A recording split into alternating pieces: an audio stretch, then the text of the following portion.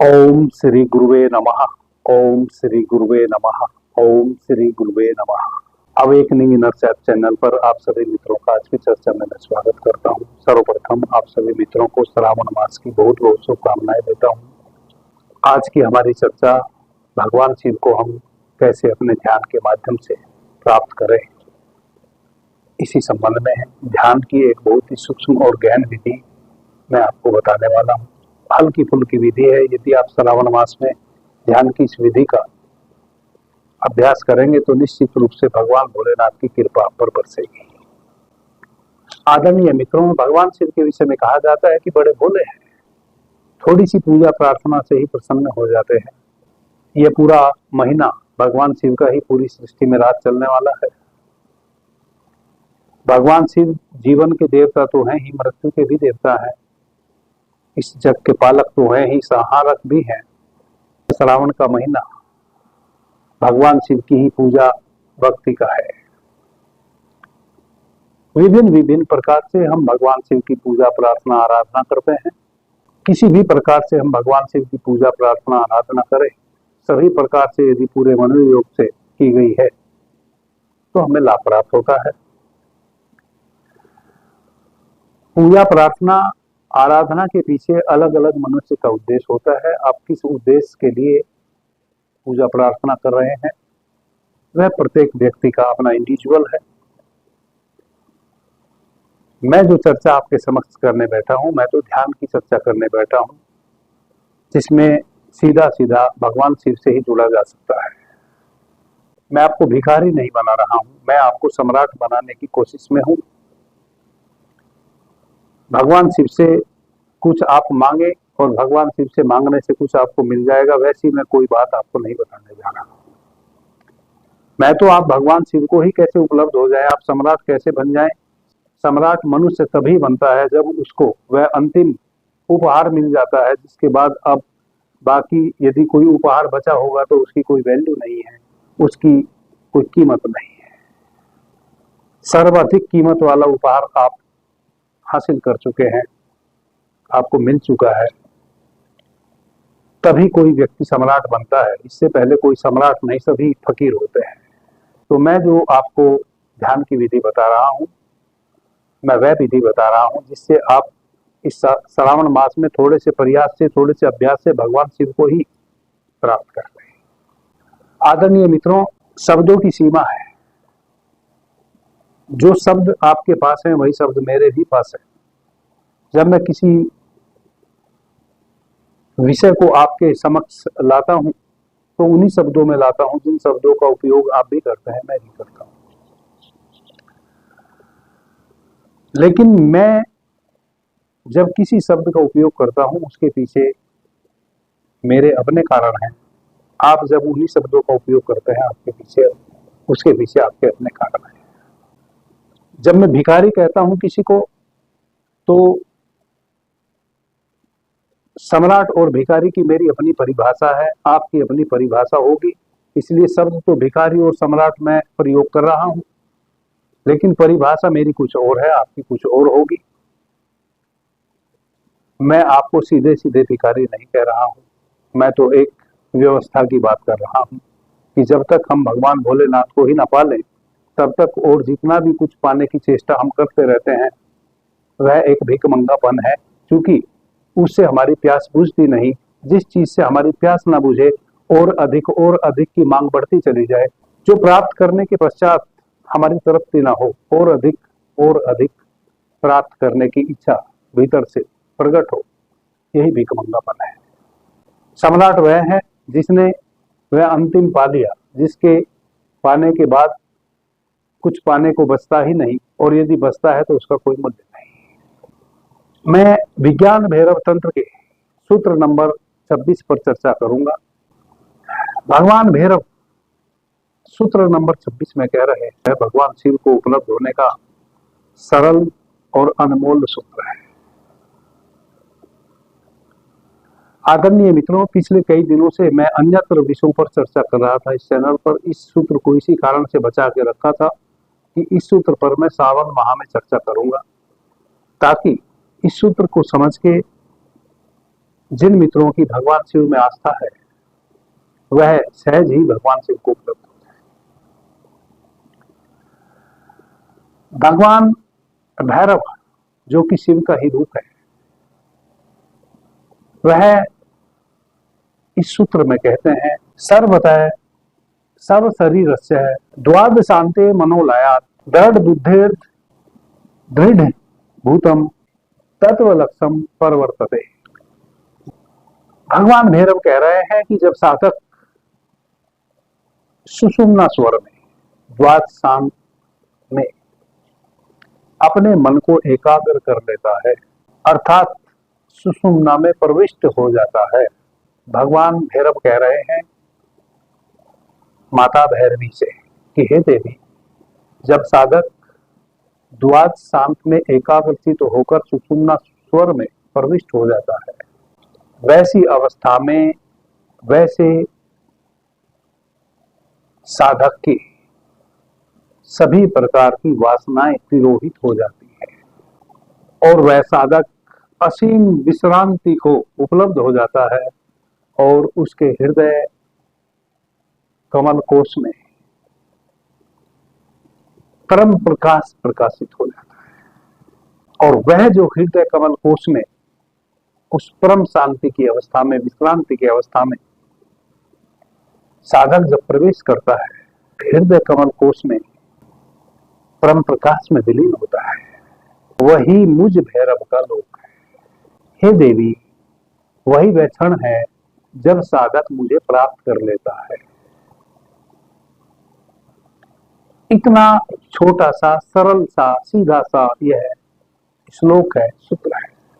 हमें इसको समझना है कि हम कैसे द्वादश शांत में अपने मन को एकाग्रचित करें और सुषुम्ना स्वर में भीतर प्रवेश करें और वहां विश्रांति को उपलब्ध हों। और जब वहां विश्रांति को उपलब्ध होंगे तो अपने हृदय कमल कोश में हम उस परम प्रकाश को झरते हुए पाएंगे,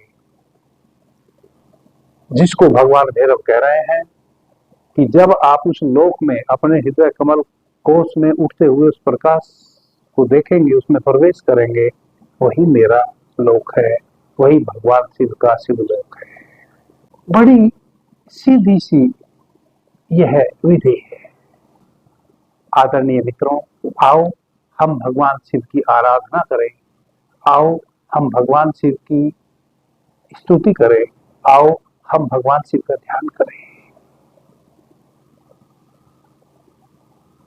और भगवान शिव के उस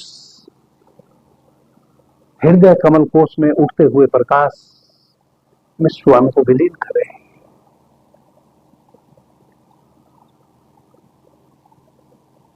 जैसे ही हम भगवान शिव के उस लोक में जो हमारे हृदय कमल कोश में निरंतर परम प्रकाशित है, उसमें प्रवेश करते हैं, तैसे ही प्रत्येक साधक, प्रत्येक व्यक्ति जो इस यात्रा में निकला है सम्राट बन जाता है। उसका सारा भिकमंगापन एक क्षण में विदा हो जाता है। एक क्षण भी कहना बहुत बड़ी बात है। उससे भी यदि कोई छोटा कोई शब्द हो जिसको समझाया जा सके, भी कम समय लगता है जब हम सम्राट हो जाते हैं। सर्वप्रथम आप सभी मित्रों से मेरा निवेदन है, यदि आप बैठकर इस ध्यान साधना की विधि का अभ्यास कर सकते हो, बैठने में आपको कोई तकलीफ ना हो, तो आप बैठ जाएं। यदि आप बैठ ना सकते हो, आपने लेट के इस ध्यान विधि के अभ्यास से गुजरना है, उसमें भी कोई तकलीफ नहीं है। बस थोड़ी सी समस्या यह आ जाती है कि जब आप लेट कर इस ध्यान की विधि का अभ्यास करेंगे तो आपको निद्रा आ सकती है, बेहोशी आ सकती है, या आप किसी विचार में खो सकते हैं। बैठेंगे तो थोड़ी सी सतर्कता रहेगी। लेकिन यदि किन्हीं के घुटनों में परेशानी है या रीढ़ में परेशानी है, नई रीढ़ सीधी करके बैठ सकते हैं, उनका लेट जाना ही श्रेष्ठकर है। तो लेट जाएं या बैठ जाएं, यदि आपको बैठना है तो अच्छा रहेगा, वज्रासन में बैठें, सिद्धासन में बैठें, सुखासन में बैठें या पद्मासन में बैठें। इन 4 आसनों में से कोई भी एक आसन यदि आपको सधा हुआ है जिसमें आप अधिक समय तक बिना किसी तनाव के बैठ सकते हैं, बैठ जाएं। यदि आप बैठ नहीं सकते हैं तो आप बिल्कुल सीधे लेट जाएं, अपनी गर्दन के नीचे कोई तकिया न रखें, हाथ अपने बाजू में फैला लें और हाथ की हथेलियां ऐसे ऊपर की ओर रखें। सर्वप्रथम आप एक छोटे से शिथिलीकरण के अभ्यास से गुजरे, जो कि 3-4-5 मिनट का है। अपने पूरे होश को अपने पैरों के पंजों पर लेकर जाए और वहां से भाव करें कि मेरे पैर के पंजे शांत हो रहे हैं, शांत हो रहे हैं, शांत हो रहे हैं। उसके उपरांत अपने घुटनों तक आए कि मेरे पैर के पंजे से लेकर घुटनों तक, मेरा पैर पंजे से लेकर घुटने तक शांत हो गया है, शांत हो गया है, शांत हो गया है।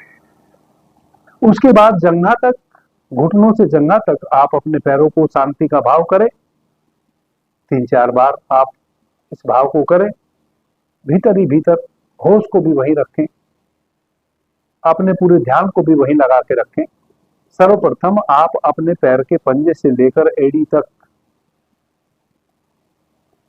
पैर को निहारें और भाव करें कि मेरे पैर के पंजे से लेकर पैर की एड़ी तक पूरा पंजा शांत हो गया है, शांत हो गया है, शांत हो गया है। उसके बाद एड़ी से लेके घुटने तक भाव करें और होश को भी अपने बनाए रखें वही। मेरा पैर एड़ी से लेकर घुटने तक शांत हो गया है, पैर शांत हो गया है, शांत हो गया है। उसके उपरांत घुटने से लेकर जंघा तक पैर शांत हो गया है और जंघा से लेकर आपके कंधों तक आपका पूरा शरीर शांत हो गया है, ऐसा आप भाव करें। अब आप अपने हाथों की उंगलियों से लेकर अपनी कोहनी तक भाव करें कि मेरे हाथों की उंगलियों से लेके और मेरी कोहनी तक यह पूरा हाथ मेरा शांत हो गया है, शांत हो गया है, शांत हो गया है। इस प्रकार से अपने दोनों हाथों की जो अगर भाग है उंगलियों के, यहाँ अपने पूरे होश को लेके जाएं और भाव करें कि मेरे हाथों की ये उंगलियां शांत हो रही हैं और कोहनी तक मेरा हाथ पूर्ण प्रशांति से भर गया है। अब कंधे तक मेरा हाथ पूर्ण प्रशांति से भर गया है। अब सब कुछ शांत हो गया है और आप इस प्रकार से शांति का अनुभव करते हुए अपने आज्ञा चक्र पर स्थित हो जाएं। पंजे से लेकर कंठ तक आपने अपने शरीर के शांत होने का भाव किया था और अब आप अपने शरीर के, अपने शरीर रूपी भवन के शिखर पर यहाँ अपने पूरे होश को लाकर, अपने पूरे होश को ले आए हैं। अब आप अपने आज्ञा चक्र पर स्थित हैं, अपने शरीर रूपी भवन के उच्चतम शिखर पर आप स्थित हैं। यहां से अब आप अपने पूरे शरीर को पुनः अवलोकन करें कि आपका पूरा शरीर शांत है। अपने पैर को उठाने की कोशिश करें, उठेगा नहीं। हाथों को उठाने की कोशिश करें, उठेंगे नहीं। परम शांत आपका पूरा शरीर हो गया है, परम शांति को उपलब्ध हो गया है। जब आपका पैर उठाने से उठे नहीं, इसका मतलब आपका पहला चरण पूरा हुआ। अब आप अपने शरीर रूपी भवन के शिखर पर रहकर स्थित होकर पूरे शरीर का पुनः अवलोकन किए हैं, तो पूरा शरीर आपका शांत है। अब आप दूसरे प्रयोग को करें। दूसरा प्रयोग है, श्वास भी शांत हो गई है, श्वास शांत हो रही है, श्वास शांत हो रही है, श्वास शांत हो रही है। आप अपने आज्ञा चक्र पर स्थित है, एक एक श्वास आ रही है और जा रही है। आप केवल यह भाव कर रहे हैं कि श्वास शांत और शिथिल हो गई है, श्वास शांत और शिथिल हो गई है। 2 से 5 मिनट में आपकी श्वासें भी बहुत ही शिथिल हो जाएंगी, आपको पता ही ना चलेगा कि श्वास चल भी रही है। श्वासों का कोई शोर ना होगा। श्वासों की जो दौड़ भाग है, जो गति है, वह धीमी पड़ चुकी होगी, श्वासें बहुत धीमी गति से शुरू हो चुकी होंगी, बिना किसी शोर शर्राटे के शुरू हो चुकी होंगी। श्वास का कोई शोर अब नहीं बचा। शांत और शिथिल अवस्था में श्वास आप ले रहे हैं तो छोड़ रहे हैं। अब आपका शरीर भी शांत हो गया और आपकी श्वासें भी शांत हो गई। अब तीसरे चरण में आपने प्रवेश करना है। आपका मन भी शांत हो रहा है। आपके जो विचार हैं, आपके जो विचारों की श्रृंखला आपके मनस पटल पे निरंतर जो बहती रहती है, फिल्म की तरह चलती रहती है, आपके विचार भी शांत हो रहे हैं। यानी कि मन आपका शांत हो रहा है, शांत हो रहा है, शांत हो रहा है, शांत हो रहा है। 2 से 5 मिनट के अभ्यास से आपका मन भी परम शांति को उपलब्ध हो जाएगा। मन परम शांति को उपलब्ध होने का मतलब है कि जो निरंतर आपके भीतर विचार चलते रहते हैं, ना चाहते हुए भी, ना जाने कहां कहां के, उन विचारों के चलने में एक विचार और दूसरे विचार के चलने में बहुत अंतर आ चुका होगा, अंतराल बन चुका होगा, गैप बन चुका होगा। उनकी गति बहुत धीमी हो चुकी होगी और यदि आपने गहनता से अभ्यास किया तो विचार आने ही बंद हो जाएंगे। 3 चरण 5-5 मिनट के, पहले 5 मिनट के चरण में आपने पंजे से लेकर अपने कंधों तक, गर्दन तक पूरे शरीर को शांति के भाव से भरे और पूरा शरीर आपका शांत हो गया। दूसरे 5 मिनट का जो आपका अभ्यास है उसमें आपने अपनी श्वासों को शांत किया। तीसरे चरण के अभ्यास में आपने अपने मन को, विचारों को भी शांत कर लिया अपनी भाव से। 15 मिनट में आप देखेंगे कि आप असीम शांति में प्रवेश कर गए हैं। मानो किसी गहरी अंधेरी गुफा में आप प्रवेश कर गए हैं, जहां कोई शोर शराबा नहीं है, जहां कुछ भी नहीं है, केवल और केवल अंधकार है और एकदम शांति है और सब कुछ शिथिल है। आदरणीय मित्रों, अब आपका शरीर बिल्कुल शांत और शिथिल हो गया है। मन भी शांत और शिथिल हो गया है। आपकी श्वासें भी शांत और शिथिल हो गई हैं। अब आपने चौथे चरण में प्रवेश करना है। चौथे चरण में प्रवेश करने का मतलब है अब आपको यहां कुछ भी नहीं करना है। आपकी आंखें आपके आज्ञा चक्र पर स्थित हैं। आपका जो होश है, आपकी जो अवेयरनेस है, वह आपके हृदय में स्थित है। जैसा कि हमने सूत्र नंबर 25 पर चर्चा की थी, कमल की 8 पंखुड़ियों वाला फूल है और उस कमल के फूल के बीच में उसकी जो केसर है, उसका जो मध्य है, वहां आपने अपने पूरे होश को टिका के रखना है। तो इस प्रकार से आप अपने हृदय में पूरे होश को बनाए रखें। मैंने सूत्र नंबर 25 में भी बताया था कि जहां भी हम अपने होश को स्थित कर लेते हैं, हमारी जो श्वासें हैं वही आके टिकना शुरू हो जाती है। जहां भी अपने ध्यान को आप आंख बंद करके भीतर केंद्रित करेंगे, जहां भी आप कंसंट्रेट करेंगे शरीर के कोई से भी चक्र पे, आप एक चमत्कार पाएंगे। आपकी श्वास वहीं से जाके वापस लौटना शुरू हो जाएगी। कुछ मित्र कहते हैं ना कि नाभि तक श्वास नहीं जाती है। नाभि से भी गहरे मूलाधार चक्र तक आपकी श्वासें जाती हैं।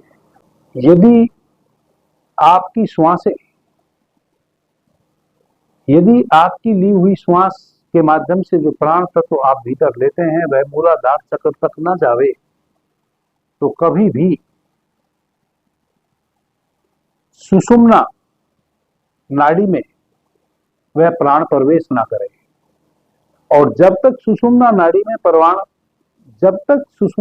में प्राण प्रवेश ना करेगा, अब चाहे वह किसी भी विधि से प्रवेश करे, साधक का कुल उद्देश्य इतना ही होता है कि वह सुषुम्ना नाड़ी में नासिका के माध्यम से लिए हुए श्वास के साथ जो प्राण तत्व भीतर आता है, उस प्राण तत्व को सुषुम्ना नाड़ी में प्रवेश कराए और फिर वह प्राण तत्व सुषुम्ना नाड़ी के माध्यम से आपके सभी चक्रों से होते हुए रीढ़ के माध्यम से ऊपर उठते हुए आपके सहस्त्रार चक्र से बाहर इस ब्रह्मांड में विसर्जित हो जाए, जिसको हम योग कहते हैं। जब आपकी नासिका से लिया हुआ श्वास और उसके साथ आता हुआ प्राण तत्व भीतर आपके शरीर की 72,000 नाड़ियों में प्रवेश करता है, तब आपका आभा मंडल डेवलप होता है और आपके शरीर की, आपका जो शरीर है यह मानसिक रूप से, प्राणिक रूप से स्ट्रोंग होता है। आप मन के तल पे, प्राण के तल पे स्ट्रोंग होते हैं और किसी भी प्रकार की आदि व्याधि से लड़ने की शक्ति अर्जित कर लेते हैं। लेकिन जब वही प्राण तत्व आपका आपके मूलाधार चक्र, जहां से आपकी रीढ़ शुरू होती है, वहां जाता है और वहां से सुषुम्ना नाड़ी में प्रवेश करता है और सुषुम्ना नाड़ी में प्रवेश करके ब्रह्मनाल से होते हुए, जिसको द्वादशांत कहा है इस सूत्र में भगवान भैरव ने, उसमें प्रवेश करता है और आपके सहस्त्रार चक्र तक रीढ़ के माध्यम से सभी चक्रों को भेदते हुए ऊपर आता है, आपके सहस्त्रार चक्र से इस ब्रह्मांड में विसर्जित होता है। यही है योग और यही है प्रत्येक साधक का कुल उद्देश्य। जब वह प्राण तत्व इस ब्रह्मांड से, आपके ब्रह्म रंध्र से, आपके सहस्त्रार चक्र से बाहर विसर्जित होता है, जो कि एक चुंबकीय शक्ति है, ना कि कोई तरल पदार्थ है, वही वह घटना होती है। ब्रह्मांड में और आप में कोई अंतर नहीं रह जाता। वही वह अवस्था होती है जब एक साधक कहता है कि अहम ब्रह्मास्मि, मैं ब्रह्मा हूं, यानी कि वह पूरा ब्रह्मांड है, ब्रह्मांड से जुड़ गया तो ब्रह्मांड हो गया। ब्रह्मा का मतलब ब्रह्मांड, मैं भी यह समस्त ब्रह्मांड हूं, इस ब्रह्मांड से मैं तनिक भी अलग नहीं हूं। वह आप अभी भी इस ब्रह्मांड से ही जुड़े हुए हैं, लेकिन तब आप अवेयर होकर इस ब्रह्मांड से जुड़ते हैं। एक एक क्षण का आपको पता होता है कि अब आपकी ऊर्जा कहां शरीर में स्थित है और अब आपकी ऊर्जा आपके ब्रह्म रंध्र से बाहर विसर्जित होने लगी। एक एक श्वास के आवन जावन को अपने हृदय कमल कोश में पूरे होश को ठहरा के देखिए। श्वास आपकी शांत और शिथिल हो गई है, मन शांत और शिथिल हो गया है, शरीर शांत और शिथिल हो गया है। श्वास की गति बहुत धीमी है। जब श्वास की गति धीमी है तो इसका मतलब यह हुआ कि आपकी अब वह अवस्था है जब एक श्वास और दूसरे श्वास के बीच में बहुत गैप है, और यही इस सूत्र की महत्वता है। इसी को समझने की जरूरत है। सुषुम्ना में प्रवेश आप कैसे कर सकते हैं?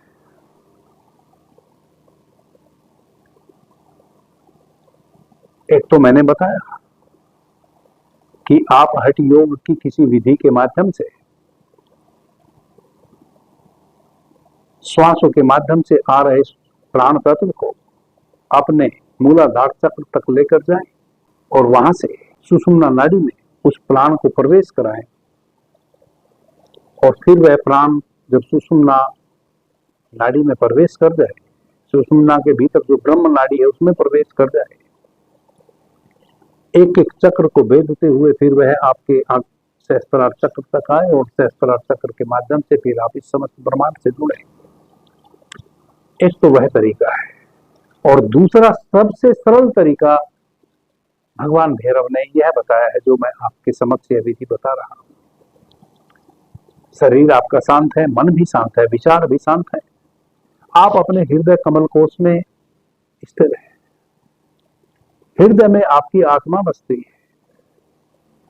हृदय में बैठा है वह शिव, मैं भैरव, वह सृष्टि का हंता और सृष्टि का रचनाकार।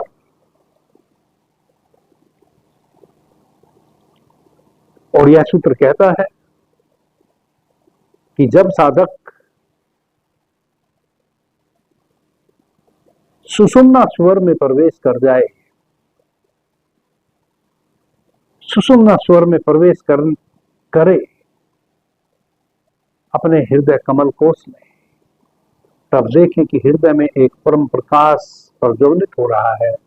और हे देवी, वही मैं शिव हूं, वही मैं भैरव हूं।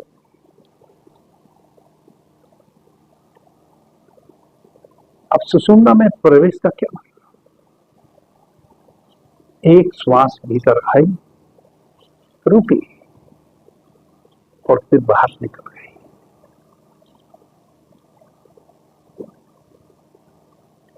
ना आपने श्वास ली, ना आपने श्वास छोड़ी। आपने तो 5-5 मिनट के 3 अभ्यास किए, जिसमें आपका श्वास, मन और विचार, जिसमें आपका शरीर, श्वास और विचार यानी कि मन, तीनों शांत हो गए। और इतने शांत हो गए, आदरणीय मित्रों, जब शरीर शांत हो जाता है, हलन चलन शरीर का बंद हो जाता है, तो श्वासों की जो उखड़ापन है, जो उखड़ी उखड़ी श्वास लेने की हमारी पुरानी आदत है, वह आदत उसी क्षण समाप्त हो जाती है। शरीर जैसे ही नैसर्गिक स्थिति में आया, शरीर की उठापटक बंद हुई, शरीर शांत हुआ, तो श्वासों को भी शांत होना ही पड़ा। और श्वासों का और विचारों का भी बहुत बड़ा तारतम्य है। श्वास और विचार का भी बड़ा एसोसिएशन है। जैसे ही श्वास शांत हुई, वैसे ही विचार को शांत होना ही पड़ा। आप यूं विचारों को कितना भी शांत करने में लगे रहिए, आप कभी भी कामयाब नहीं हो सकते। मैं गारंटी देता हूं, आपके विचार जितना भी आप शांत करने की कोशिश करेंगे, वह 10 गुना और स्पीड से चलने शुरू हो जाएंगे। आपके अपने अनुभव भी होंगे। जब भी आप शांत बैठते हैं ध्यान की स्थिति में, आपके विचारों की श्रृंखला और भी घनी अधिक बढ़ जाती है। लेकिन यहां हमने विचारों को शांत करने की कोशिश ही ना की। हमने तो चोर को नहीं पकड़ा, चोर की मां को पकड़ा। हमने तो इस शरीर को शांत किया। चूंकि यह शरीर अशांत है, तो फिर श्वासें अशांत होंगी, और श्वासें और शरीर दोनों अशांत होंगे, तो विचारों की श्रृंखला बढ़ेगी, चलेगी। तो हमने चोर को ना पकड़ा, हमने चोर की मां को पकड़ा। हमने शरीर को ही शांत कर दिया, हमने श्वासों को ही शांत कर दिया, और विचारों को फिर शांत होना पड़ा। तो हमारा शरीर भी शांत है, हमारा मन यानी कि विचार भी शांत है, और हमारी श्वासें भी शांत है। एक श्वास बाहर गई और फिर भीतर आई, भीतर आई फिर वह ठहरी। जब आपका शरीर अशांत था, उसके ठहराव का आपको कभी पता ना चला। श्वास आई और किस गति से वापस बाहर चली गई, कहां से वह टर्न की, कहां से वह मूव की, आपको कभी पता ना चला। जब आपका शरीर शांत है और आप अपने हृदय कमल कोश में स्थित है, पूरा होश आपका वहां, पूरी अवेयर वहां लगी है, और शरीर शांत है, तो श्वास, शांत शरीर में शांत श्वास भीतर आई और ठहरी। अब आपको उस ठहराव का पता चलेगा। हालांकि अभी भी वह ठहराव बहुत ही छोटा है, बहुत छोटा है, लेकिन यही विधि है। आदरणीय मित्रों, यदि आपने सावन भर इस विधि का अभ्यास किया, जिसकी कोई लिमिटेशन नहीं है, आप 2 घंटे करें, 5 घंटे करें, आधा घंटा करें, एक बार करें, दिन में 4 बार करें, आपकी मर्जी। यदि आपके पास समय है और आपके लिए इस अभ्यास को करना कहीं भी सुलभ है, तो आप कई बार भी इस अभ्यास को कर सकते हैं। अपने ऑफिस में अपनी कुर्सी पे बैठे बैठे कर सकते हैं। 2-4 दिन का अभ्यास आप आसन में बैठ के करें, लेट के करें, उसके बाद तो आप कुर्सी पे बैठ के भी कर सकते हैं। अब इस सूत्र को वापस से पकड़ने की कोशिश कीजिए। सुषुम्ना स्वर में प्रवेश करने को भगवान भैरव कह रहे हैं, और सुषुम्ना स्वर में भगवान भैरव कह रहे हैं कि प्रवेश होगा, तो फिर आप मेरे उस परम प्रकाश स्वरूप को भी अपने हृदय कमल कोश में पाएंगे। आप मेरे उस परम प्रकाश स्वरूप को एक क्षण भी नहीं लगेगा कि उसको आप देख पाएंगे। जब हम भी शिव सौरोदय विज्ञान की चर्चा कर रहे थे, तब मैंने विस्तार से बताया कि एक बार हम सूर्य स्वर से श्वास लेते हैं 2.5 घड़ी, फिर हम चंद्र स्वर से श्वास लेते हैं, और जब सूर्य स्वर से हम 2.5 घड़ी श्वास ले लेते हैं, चंद्र स्वर में श्वास परिवर्तित होती है, उस बीच में 12-13 श्वास हम सुषुम्ना स्वर में लेते हैं, यानी कि हमारी दोनों नासिका से हम बराबर श्वास ले रहे होते हैं और बराबर श्वास छोड़ रहे होते हैं। सुषुम्ना स्वर का मतलब है जब आप किसी भी स्वर से श्वास नहीं ले रहे होते हैं, जब आपका श्वास एक स्वर से दूसरे स्वर में परिवर्तित होता है, उस समय कुछ श्वासें आप सुषुम्ना स्वर से लेते हैं। और उसमें शिव सौरोदय विज्ञान की जब हम चर्चा कर रहे थे, मैंने यह भी बताया था कि इड़ा, पिंगला और सुषुम्ना, यह तीनों नाड़ी हमारे मूलाधार चक्र से ही इनका उद्भव हुआ है, इनका जन्म वहीं से हुआ है। इड़ा नाड़ी, जिसको हम चंद्र स्वर कहते हैं, वह हमारे दाहिने मस्तिष्क के इस आज्ञा चक्र में यहां आके नाग के फन की तरह ठहरी है। और सूर्य स्वर, जिसको हम पिंगला नाड़ी कहते हैं, वह हमारे बाएं मस्तिष्क के पास हमारे आज्ञा चक्र पे यहां नाग के फन की तरह ठहरी है। और जो हमारी सुषुम्ना नाड़ी है, वह हमारी रीढ़ के बीचों बीच सीधी, बिल्कुल कहीं मुड़ी नहीं, वह हमारे सहस्त्रार चक्र, जो रीढ़ का यह अंतिम हिस्सा है, यहां से सीधी हमारे आज्ञा चक्र के बीचों बीच आके ठहरी है। तो जब हमारा स्वर चेंज होता है, तब हम ना ईड़ा से श्वास ले रहे होते हैं, ना पिंगला से श्वास ले रहे होते हैं, उस समय हम अपने सुषुम्ना स्वर से श्वास ले रहे होते हैं। जब अभी आप अपने हृदय कमल कोश में स्थित हैं, तो आपकी श्वास आपके हृदय कमल कोश तक ही आएंगी और यहीं से वापस लौट जाएंगी। और आप यहाँ तत्पर बैठे हैं, बिल्कुल शांत चित्त मौन अवस्था में, अवेयर होके, ध्यानस्थ होके, एक एक क्षण, एक एक पल, एक एक श्वास की आवन जावन के प्रति सजग और साक्षी, विटनेस बने बैठे हैं। कब श्वास भीतर आई, कब श्वास बाहर गई, एक भी श्वास आपकी गैर अनुपस्थिति में न आ रही है न जा रही है, आप एनी टाइम उपस्थित हैं भीतर, अवेयर है। तो श्वास आई और श्वास ठहरी। जब श्वास ठहरती है, उसके उपरांत वह फिर पलटती है बाहर आने के लिए। तो वह जो दो श्वासों के बीच में ठहराव है, श्वास भीतर आई, ठहरी और फिर बाहर निकली, वह जो ठहरती है, वह सुषुम्ना स्वर में ही ठहरती है। आप उन दो श्वासों के बीच के उस गैप को, उस ठहराव में प्रवेश कर जाए।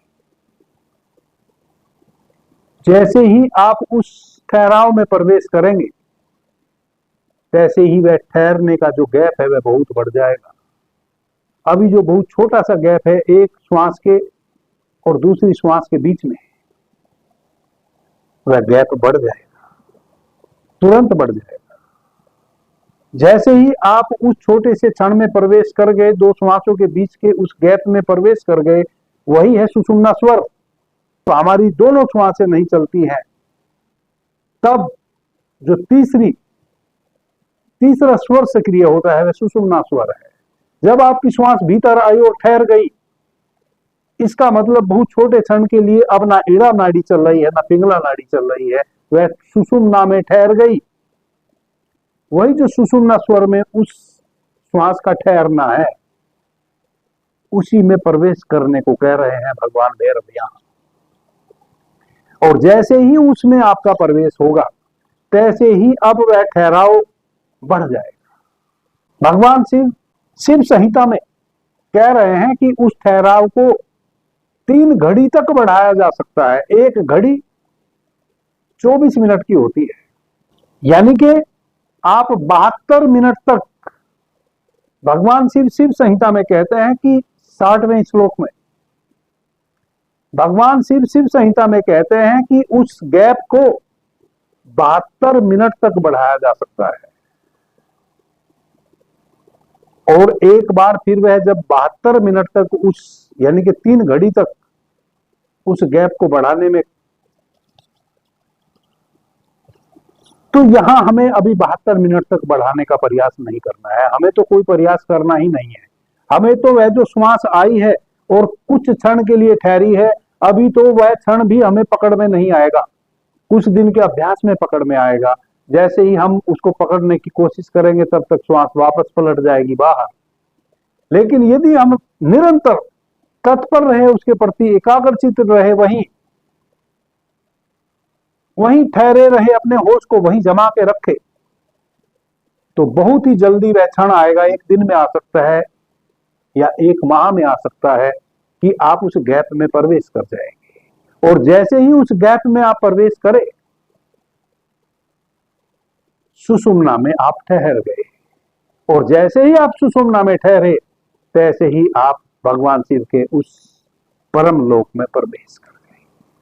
तैसे ही आपको भगवान शिव के उस लोक से उठ रहे उस धुंधलके में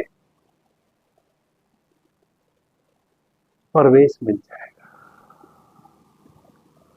और आप सम्राट बन जाएंगे। आदरणीय मित्रों, जब मैं कहता हूं कि यह 1 दिन में घट सकता है, 1 माह में भी घट सकता है, यह मैं इस कारण से कहता हूं कि कहीं आप मानसिक रूप से व्यथित ना हो जाए। मैं कहता हूं कि यह 1 क्षण में ही घटेगा, जब भी घटेगा। ना 1 महीने में घटेगा, ना 1 दिन में घटेगा, जब भी घटेगा 1 क्षण में घटेगा। और यदि भगवान भोलेनाथ की आप पर कृपा रही, तो पहली ही श्वास के साथ घटेगा, जब आप अपने शरीर को शांत करके अपने पूरे होश को अपने हृदय कमल कोश में ठहराएंगे और आती जाती श्वास के प्रति सचेत होंगे। पहली, दूसरी, 5वीं श्वास में ही यह घटना घट सकती है। बहुतों को घटी है, बहुतों को घटी है। कभी कभी तो अकस्मात ऐसे घट गई कि कोई साधक किसी पेड़ के नीचे बैठा है, शांत हो गया है, बिल्कुल मन उसका शांत हो गया, विचार शांत हो गए, ध्यान की मुद्रा में बैठा है और बहुतों दिनों से बैठ रहा है, महीनों से बैठ रहा है या वर्षों से बैठ रहा है। कभी घटना ना घटी, मन भी शांत हो जाए, विचार भी शांत हो जाए, सब कुछ शांत हो जाए, शरीर भी शांत हो जाए, यह भी ना पता रहे कि कौन से पेड़ के नीचे बैठा है। और कभी कभी बहुत से ऐसे मैंने संहिताओं में ऐसे ऋषियों के विषय में पढ़ा है कि एक पीला पत्ता पक गया, पेड़ का एक पत्ता पक गया, पीला हो गया, अचानक एक हवा का छोटा सा झोंका आया और वह पीला पका हुआ पेड़ का पत्ता पेड़ की डाली से अपने को मुक्त किया और उस साधक के सिर पे आके अचानक गिरा। एक पत्ते का भला कितना वेट होता है, लेकिन जब कोई अति शांत हो, जब कोई तालाब बिल्कुल शांत हो, कोई नदी का जल बिल्कुल शांत हो, एक छोटा सा कंकड़ आप उस नदी के जल में, उस तालाब में फेंक दीजिए, नदी का सारा सन्नाटा फिर से शोरगुल में परिवर्तित हो जाता है। उसमें लहरें, उसमें तरंग उठना शुरू हो जाती है और वह तरंग तब तक उठती रहेगी जब तक वह किनारे को ना पकड़ ले। आपने देखा होगा बच्चे में, कोई तालाब है, आप तालाब के किनारे से जा रहे हैं, बिल्कुल शांत चित्त तालाब है और बच्चा छोटा सा एक कंकड़ लेता है, उस तालाब में फेंक देता है तालाब की शांति भंग होती है और उसमें लहरें उठती हैं, और वह लहरें जब उठती हैं तो वह बड़ी होती चली जाती हैं, और जब तक वह किनारे को न छू ले तब तक वह और बड़ी और बड़ी और बड़ी होती चली जाती है। जब कोई इतना शांत हो तो छोटा सा कंकड़ भी इतनी बड़ी लहरों को पैदा कर देता है। तो जो साधु इतना शांत चित्त अवस्था में उस पेड़ के नीचे बैठा था, उस वृक्ष के नीचे बैठा था, उसके लिए वह हल्का सा पत्ता भी काम कर गया। वह पत्ता जैसे ही गिरा, एकदम से जो कहीं होश दूसरी जगह खोया हुआ था, साधक अलर्ट हुआ, और उस अलर्ट होने में भगवान शिव के उस लोक में प्रवेश कर गया और घटना घट गई। कभी कभी अकस्मात इस प्रकार से घटना घट जाती है। आप सबसे मेरा निवेदन है, इस सावन भर, क्योंकि यह समय भक्ति का है, ध्यान का है, और भगवान शिव की मर्जी का है। सभी देवता अब सो गए हैं, भगवान शिव 24 घंटे जगे हैं, उन्हीं का राज चल रहा है पूरी कायनात में, समस्त अस्तित्व उन्हीं के इशारों पर कार्य कर रहा है। बड़ा अच्छा समय है, कभी भी घटना घट सकती है। अभी के लिए इतना ही। आपने मुझे ध्यान से प्रेम से सुना, उससे मैं बहुत अनुग्रहित हूं। सभी मित्रों को मेरा प्रणाम, धन्यवाद। हर हर महादेव।